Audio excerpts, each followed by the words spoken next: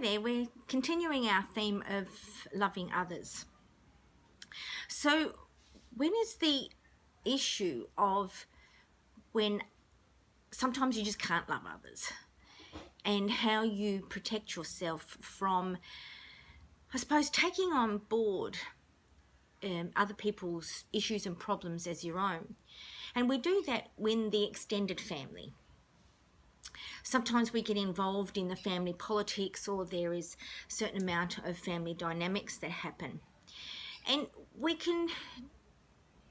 there's two ways to sort of deal with things. One is to take on board and with your boxing gloves and get in there and be a part of the whole fight and the dynamics that it causes. Or you can take on, because they are family, there's certain amount of authority in such a way that when someone says something like a family member, we can take it on board and take things personally. And that's not altogether helpful as well. So how can you deal with the stuff that belongs to other people, and how can you separate yourself from it and protect yourself, protect your own emotions and things and things like that, but still remain in relationship with them? And I've got two things that you could try, and I'd love to if you could let me know how it works for you. So my first one is to realize, and I have a saying, is what's their circus, their monkeys, and what's your circus, your monkeys.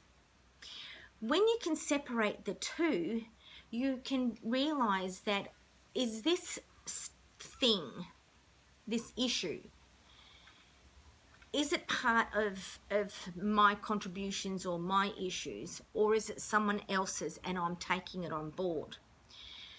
So if it's someone else's, if you can recognize and say, nah, this is nothing to do with me, then you're able to still love the person, listen to what they're sort of saying, but you don't take it on board, and you don't have to take their stuff as your own. And this can still happen in your partnership, in your partner, or your spouse. Is the fact that knowing what's your circus, your monkeys, and knowing what's someone else's has that big divide, because we can take on other people's stuff that really has nothing to do with us.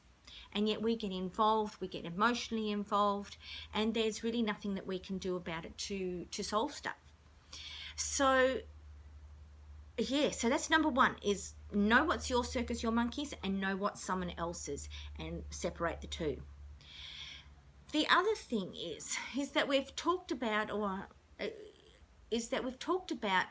kind of forgiveness, and the fact that, why should I forgive them if they've done something to you? And the question is not, do they deserve my forgiveness or anything like that. It's more the fact that we forgive them to protect ourselves. Because when we let it go, then, and we can forgive and let it go, and then it ceases to have any effect on us. Just imagine for a minute that someone has, done something to hurt you, or the extended family has done something to hurt you. It's almost like you grab hold of their hand, and then as you walk away, you're dragging them with you, holding you back, and you're sitting with this weight of them and the weight of their issues on you as you're living your life. So the thing to do is forgive them. I'm not saying forget, but forgive them, because when you forgive, you let them go. And when you let them go and not hold on to them anymore, the weight just falls off your back, and you can now live your own life, free of someone else's circus monkeys, and live your life with your own. So that's the two things that I encourage you, is to know what your circus, your monkeys is, and know what's theirs, and to forgive, not to even excuse their behavior, not to forget, but to forgive so that they don't have a hold on you. You're taking back your power, and you are saying, no, I forgive you for what you've done to me, because I need to let you go.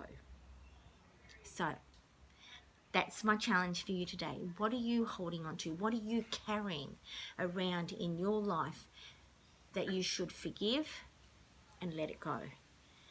And in letting it go, you can have the freedom to be able to live your life your way, by your design. So that's it for today. You take care, and I'll sort of see you for the next video. Bye for now.